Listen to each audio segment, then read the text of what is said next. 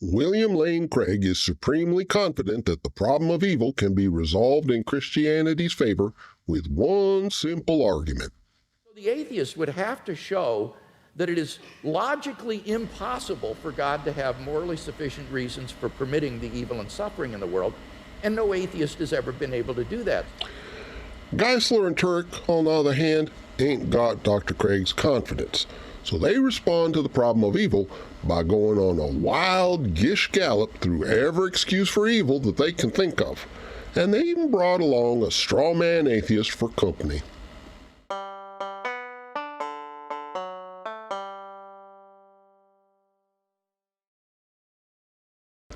Hey there, folks. Bertram the Barely Bearable Atheist here, continuing our series on the book I Don't Have Enough Faith to Be an Atheist by Norm Geisler and Frank Turk.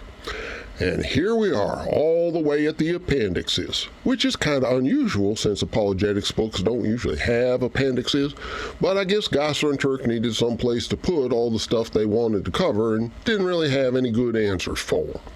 And that's certainly the case today. Appendix 1 is entitled, If God, Why Evil? And not only is it a gish gallop through just about every excuse for evil that Geisler and Turk has ever heard of, but they've written it as a dialogue between an atheist and a Christian. And we've seen before how Geisler and Turk like to rewrite the text of debates they've been in to make it sound like the apologists totally own the skeptic, but this time they ain't even pretending to let the skeptical side speak for itself. The atheist character is just there to feed them their lines so they can strap their poses and recite their talking points. And about halfway through, we get this little gem. Quote, Christian, haven't you read this book? Atheist, no, I jumped right to this appendix. Christian, that's just like you, isn't it? You don't want to play the game, you just want to see the final score. End quote. And there's a word for this kind of self-gratifying fantasy, but let's keep it family-friendly, shall we? But in a way, I can understand why Geisler and Turk might want to indulge themselves in a bit of fantasy here, because the problem of evil is, well, a problem. Dr. Craig feels like he's got it locked safely away where it can't do the Christian faith no harm by claiming that skeptics can't prove that God don't have some kind of mysterious and inscrutable moral justification for allowing sin and evil and suffering and death in his divine creation. But it ain't that simple, because in order for any moral justification to exist, there's three preconditions that has to apply. And before we get into the preconditions, let me just point out that the problem of evil ain't necessarily a problem for all possible gods. Polytheistic gods ain't got a problem here, nor do evil gods, nor gods with, shall we say, flexible moral standards. Absentee creator gods who just started everything going and then walked away because they just plain didn't care how it all turned out. Them kind of gods ain't got no issue here. The problem of evil is uniquely a problem for any monotheistic God who's supposed to be perfect in knowledge and wisdom and goodness and strength, like the Christian God is supposed to be, because of the unique social role that this kind of God is supposed to play. See, in recent years, not to say decades, the Christian God has played an increasingly important role in providing conservative believers with a pretext for demanding social policies that fit their agenda. And they don't have to support their demands by justifying them rationally or by providing scientific data showing that these policies would produce the greatest good for the greatest number. All they has to do is say, "Thus saith the Lord," and boom, the rest of us is obligated to submit and obey. But see, that only works if God has the right kind of authority, including moral authority. Believers want to claim not just that we must obey God because he'll smite us if and we don't. They also need to be able to claim that whatever God commands is the right thing to do so that we'll feel morally obligated to obey. And that means that God has to be morally perfect, as well as perfect in power, knowledge, and wisdom and love. Any flaw in God's character is going to undermine the authority that believers appeal to in order to demand that the rest of us submit to that agenda. And the problem of evil is a huge problem in that regard. believers is going to be desperate to avoid the implications of the problem of evil because it's going to rob them of their shortcut to social authority and force them to go back and do the work to legitimately justify their agenda on its own merits, if they can. And they don't want to have to do that. But unfortunately, they can't really avoid it because the problem of evil is a self-contradiction that's built into their worldview. All we has to do is expose it. They can try and claim that there's some kind of moral justification for the existence of sin and evil and suffering and death, but it don't matter what excuse they try to use, whether it's free will or character building or whatever kind of theodicy they come up with, it's all going to be subject to the same three preconditions. And here they are. In order for there to be a moral justification for God allowing evil, three things must be true. 1. There must be some good which God cannot accomplish without help from sin and evil and suffering and death. 2. Sin and evil and suffering and death must have a power to accomplish the good that God cannot accomplish on his own. 3. God must be willing to resort to sin and evil and suffering and death as opposed to simply not doing anything at all. 3. God must be willing to resort to sin and evil and suffering and death as opposed to simply not doing anything at all. So let's go through these one by one. And for convenience, let me just abbreviate and say sin and evil instead of always saying sin and evil and suffering and death all the time. We just keep things a little shorter. So then, for God to have a moral justification for sin and evil, there must be some greater good that is accomplished by allowing it. But this greater good necessarily must be something that God cannot accomplish on his own without the help of sin and evil. Otherwise, if he could do it without the help of sin and evil, then he ain't morally justified in bringing sin and evil into the equation. He's supposed to be perfect in knowledge and wisdom and power, but somehow there's some greater good that he can't accomplish on his own, and therefore he's supposedly morally justified in turning to sin and evil for help. Secondly, sin and evil has to be capable of accomplishing some greater good that God cannot bring about on his own. He's all good, all wise, all knowing, and all powerful, and yet sin and evil have a power for good that God don't have. Does that sound right to you? And finally, even given that God needs help in order to do good, and that sin and evil have the power that God does not have to accomplish the greater good, God must also be willing to turn to sin and evil for help rather than just doing nothing. And doing nothing ain't as unthinkable as some folks might expect, because if God is actually perfect, then there ain't nothing outside of himself that could be better than what he already has. He's perfect. He don't need to create anything at all. And by deciding not to create nothing, he'd resolve every single one of the moral issues that arise from the problem of evil. As an illustration, consider 3 churches trying to raise money for evangelism and outreach. And for purposes of this illustration, we'll assume that's a good thing. The first church has a bake sale and raises $200. The second church has a car wash and raises $500.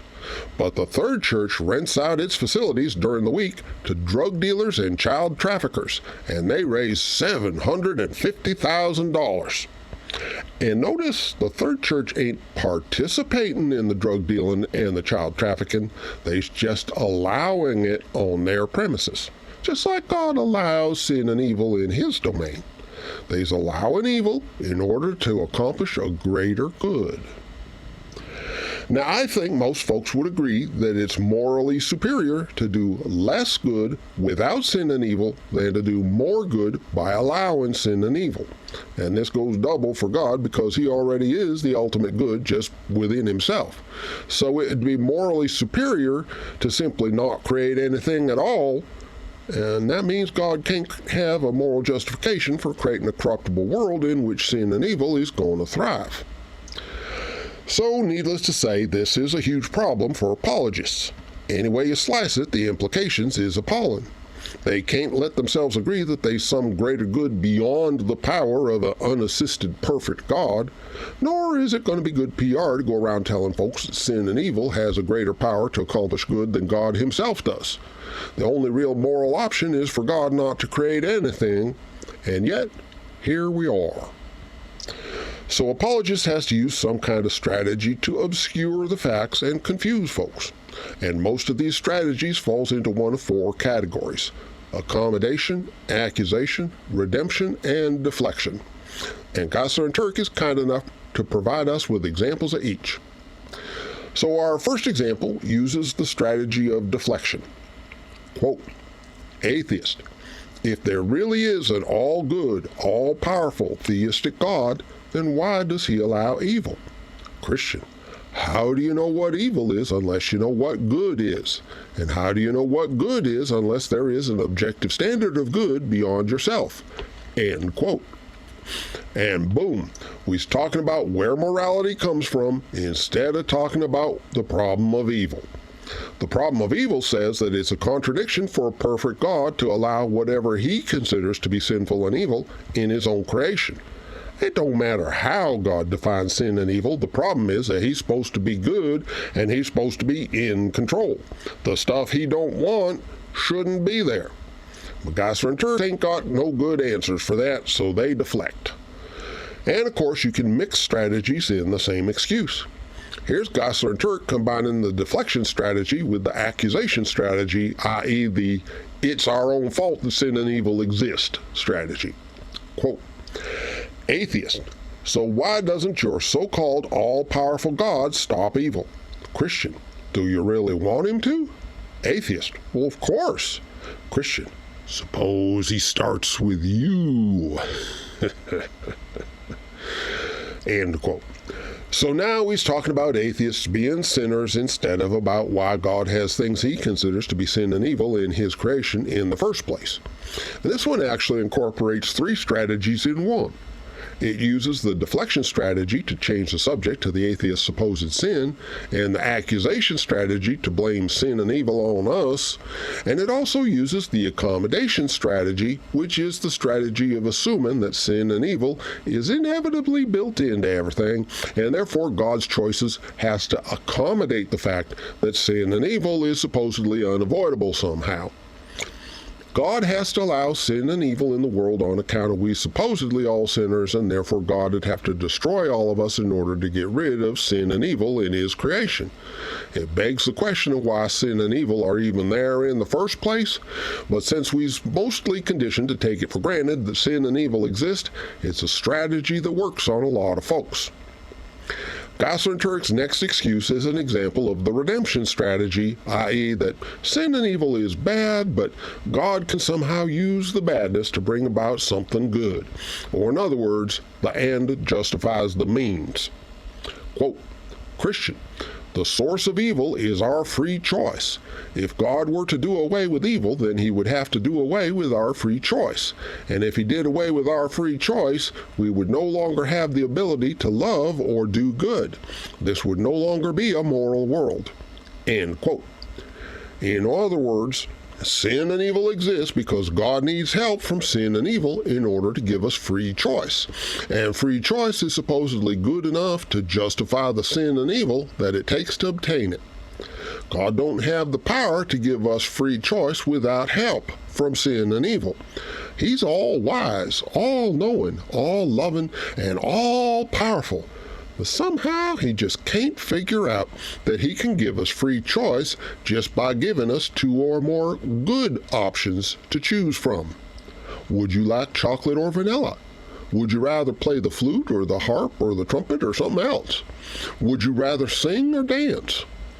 As a father myself, I can't never recall a single time when I had to give my kids a choice between candy and cancer so as they'd be able to have free choices. So the idea that you can't have free choice without sin and evil is just nonsense. And if you try to go down the rabbit hole of why it's nonsense, you get bogged down in a bunch of abstruse philosophical debates instead of talking about the problem of evil. And that's the deflection strategy, so there you go. Gossler and Turk goes on to argue that natural disasters is the result of the fall of man, which is another accusation strategy as well as being a deflection strategy. The problem of evil is that God's supposed creation contains things that he considers sinful and evil, not just that it contains suffering. Apologists, however, would rather talk about suffering because they can use things like vaccines and dentists and such to claim that short-term suffering can produce long-term benefits. But that's actually a deflection away from talking about the problem of evil. And I'll have more to say about suffering in a minute. But first, let's look at another redemption strategy. Quote, Christian, if God wanted to end evil now, he could. But have you thought that maybe God has other goals that he would like to accomplish while evil exists? Atheist, like what? Christian, for starters, he would like to have more people choose heaven before he closes the curtain on this world. End quote. And this is quite literally a redemption strategy, and also a classic accommodation strategy. It's just a given that sin and evil has to exist, and therefore God has to allow sin and evil to continue, so sinners has more time to be saved. But notice that don't explain why they sinners in the first place. The problem of evil ain't that it's a given that evil must exist, and therefore why does God allow evil to continue? The problem of evil is that if God was really perfect in knowledge and wisdom and power and righteousness, there wouldn't be nothing he considered sinful and evil in his creation in the first place. He'd have all the folks he wanted in heaven by creating them there in the first place. He wouldn't need help from sin and evil in order to get them there, especially considering that according to the Bible, only a tiny remnant is actually going to end up saved. The vast majority of folks ends up in hell because of sin and evil. So if his goal is to get more folks into heaven, sin and evil is lousy assistance. And here's another redemption strategy. Quote, Christian, you can't develop courage unless there is danger. You can't develop perseverance unless you have obstacles in your way. You won't learn how to be a servant unless there's someone to serve, and compassion would never be summoned if there were never anyone in pain or in need. End quote. And notice, these is all virtues that's only useful because we live in a creation corrupted by sin and evil. Do you think believers in heaven is going to spend eternity needing courage and perseverance and compassion and such? I'll grant you that being a servant might be useful, but then again, it don't take sin and evil to teach us how to serve one another. So none of this is actually a solution to the problem of evil. It's just assuming that sin and evil is inevitable, so God's going to use it to teach us virtues that we only need because sin and evil is inevitable. But Geisler and Turk doubles down on it anyway. Quote, Christian, virtues that a believer develops through suffering will enhance his capacity to enjoy eternity. End quote. And this is the same kind of reasoning as saying that you should force feed raw, rotten meat to your dinner guests so that the rest of the meal will seem good by comparison. I mean, honestly, how terrible is heaven going to be that we need all the horrific, disturbing, real-world stuff to make it seem good by comparison? This is just another case where an all-wise, all-knowing, all-powerful God can't create an afterlife worth appreciating unless he gets help from sin and evil. And by the way, what about all the folks who ain't even going to go to heaven? According to the Bible, that's the vast majority of humanity. You think these so-called virtues is going to give them a greater appreciation of hell? At this point, Geisler and Turk makes a major strategic blunder. They decide to use a football analogy. Quote, Christian, while the third-string quarterback is happy to be on the winning team, the victory is much sweeter for the captain who won the MVP trophy because he contributed to the win and persevered through the entire year to get there. By persisting through all the hardships and pains of playing, he actually enhanced his capacity to enjoy the victory. End quote. And boom, there goes their whole argument, because the winning team didn't win by getting cancer or being lied to or losing arms or legs.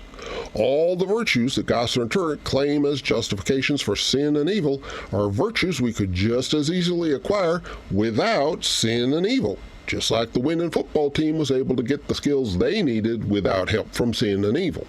I mean, there's loads of challenges that God could have set before us that would motivate us to work hard and build character through healthy competition and goal-oriented self-discipline, all without any sin or evil at all. And that's a huge part of the problem of evil. For all the excuses that apologists like to present as if the all-wise, all-knowing, all-powerful God had no other choice, us ordinary mortal folks can see all kinds of alternatives that would work just as well without all the sin and evil. But God somehow is mysteriously incapable of coming up with even the simplest of these alternatives. In short, apologists can't solve the problem of evil at all. The best they has to offer is feeble, post hoc rationalizations that dodge the issue, beg the question, and refute themselves. And there's lots more that could be said, but we ain't even halfway through this appendix yet, and I want to save some for next time. I was expecting to wrap this one up in a single video, but I'm just having too much fun. So we'll pick up here again next time, and meanwhile, thanks for watching, and please be kind wherever possible.